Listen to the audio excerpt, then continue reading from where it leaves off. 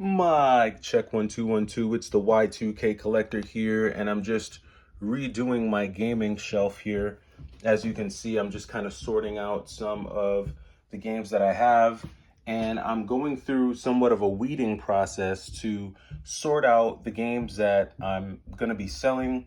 I've got a huge stack, a huge pile of games over here, just as you can see, a bunch of like little toys and figurines that I'm getting ready to present at a trade show. I've got a bunch of limited edition stuff that I've also got going. Excuse me, I've also got some other things going there. But I kind of wanted to talk about two things. One, I wanted to talk about the decline in retro video game prices. And then I also wanted to talk about a new pair of sneakers that I got at almost 50% off, and what's happening with the video game market as well as the sneaker market, because I think there's a little bit of a parallel there, although the sneaker market has had a much more significant shift. So just talking about video games, like as I go through all of these games that I'm putting together and all of these boxes that I'm putting together for my trade show, recognizing that there has been a sharp decline in retro game prices. I'm going to say between the beginning of this year and now. And I think while the decline has been slow and steady, maybe 1 to 2% per month, you know, and then 3 to 4, I feel like we had like a real shift between like the spring of this year and now. And I don't want to say that retro game hype is at an all-time low, because I think that the hype is still there, but I think that the prices, it's not reflecting in the prices of a lot of the games that I'm looking at. Where do I see the declines happening? I see it happening in a lot of mid-tier games. I don't really see much price changes in games that are like $20 and under, because even if they do drop a few dollars, it's not a world of a difference. And then when it comes to the more like pricier games, the more expensive games, those for the most part are still holding their value, but a lot of that decline is coming in the games that are between like 60 and like $30. I feel like that's where I'm seeing a lot of the sharpest declines, where those games that were once $50, $55, they've slowly slipped into like the $45 range, and now a lot of them are falling below $40 in value. So it's definitely something that I'm seeing. It's something that I'm noticing. And I think it's obviously going to impact two sides of the spectrum. One, it's going to impact resellers, and it's also going to impact collectors. I think more collectors are going to be able to take advantage in, kind of building and bulking out their collection with more, I guess, higher tier games outside of just the standard AAA titles or titles that are just super common. I think they're going to have a better opportunity to boost up their collection. And then I also think that it's going to impact resellers in that they're gonna have to start getting more competitive. Now, I am seeing resellers become more competitive when it comes to sourcing games. A lot of video game collectors are keeping the stuff that they want. They're keeping the stuff that they really want. So what you're seeing now, even at game conventions, at GameStop, at retro game stores, you're starting to see a lot of the same games in circulation, and you're seeing that it's harder to find those one-off games that are kind of like the one-of-a-kind games.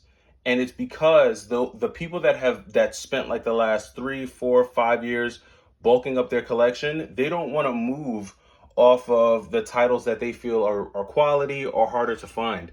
So with the pressure that that's putting on resellers is that they're having a hard time sourcing games. They're having to try and figure out where they can source their games, and they're having a hard time finding quality games, which is why a lot of them are kind of buying out collections. They're doing collection buyouts, and they're trying to buy in mass quantity, especially now because they're trying to bulk up for the winter. Wintertime's coming, holiday season's coming, and that's when a lot of resellers and just, companies, vendors in general, that's where they do the bulk of their business.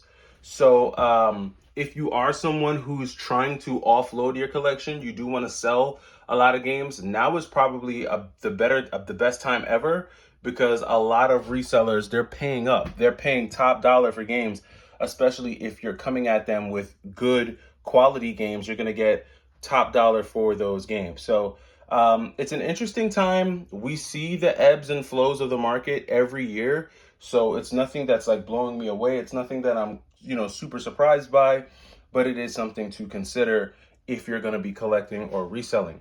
Now, on to the sneakers that I picked up. So I'm not going to waste any time. I'm just going to dive right into these.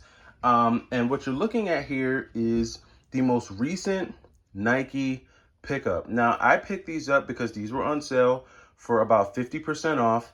And we are in a very interesting point in time with Nike and the Nike brand, because it has been more easy than ever before. Just like how it's easier to pick up, just like how it's easier to pick up retro games because the prices are dropping, the prices for Air Jordans that once resold for $300, $400, the prices on those things are dropping. If you follow sneaker trends, you know that right now, all the hype has been sucked out of sneakers, and the only people that are buying sneakers, especially Air Jordans, are people who actually want to wear them, use them, or genuine sneaker collectors that have always been collecting sneakers. And what this does is this presents a great opportunity for, vintage sneaker collectors, because now they get the opportunity to buy sneakers without having to wait on lines, deal with bots, pay reseller prices and everything like that, because sneakers are easy to get. Now, I think this is a very pivotal point in sneaker collecting though, because Nike did just name their new CEO, and I'm pretty sure he's going to start to limit how many of these releases they put out each year, especially when it comes to the model that I'm going to show you now. So let me just dive right into it. So what I picked up here were a pair of Air Jordans that released earlier this year. These are straight brand new, and I got these for under $100. Got these for about $90, and these released in January. And these aren't anything new, they're not anything special, but they are the Air Jordan 1 Yellow Ochre. Now, these are a very unique pair of shoes. I would say that this colorway, for a lot of people, is probably reminiscent of the Air Jordan Rookie of the Year. And I would say that the leather, especially on the side panels and the upper, is probably comparable. It's got that very like pebbled leather.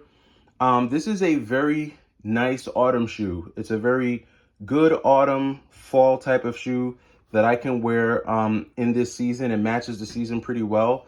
This will probably be a decent spring shoe as well, but I think this is going to make for a great fall shoe. So this is something that I could rock with black jeans, black pants, blue denim, and at the price that I got it at, really good deal. These originally released for $180. And so to get them at, I think it was like $97, to get these for $97 was pretty much a steal. I do not see these going much lower without people like jumping all over them. And most places that I'm looking at now they're running out of stock because people are realizing they can pick them up on clearance. I'm sure you can find these still somewhere, but probably by the end of this year, you really won't be able to pick these up anywhere because most places will probably have sold them out. But I'm glad I waited on these because it would have sucked to have paid $180 for a sneaker that dropped down to $90. But with all the changes happening at Nike, it'll be interesting to see where models like these land in a few years. Obviously, I'm not buying them to hold them. I'm buying them to wear them. But it's just crazy to be able to buy a shoe like this for $90 when 2-3 years ago, this easily would have been a $300-$400 shoe. But thankfully, all the hype has been sucked out of all these hobbies that we love, from sneakers to video games. Let me know what you think in the comments down below. What do you think about all these massive price drops? Do they benefit you as a collector or as a buyer, or do they hurt you as a reseller? Let me know down in the comments. It's the Y2K Collector. Take it easy.